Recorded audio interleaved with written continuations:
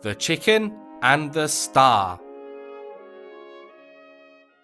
One quiet winter night, an old chicken became very sick, and the symptoms of its illness got worse and worse.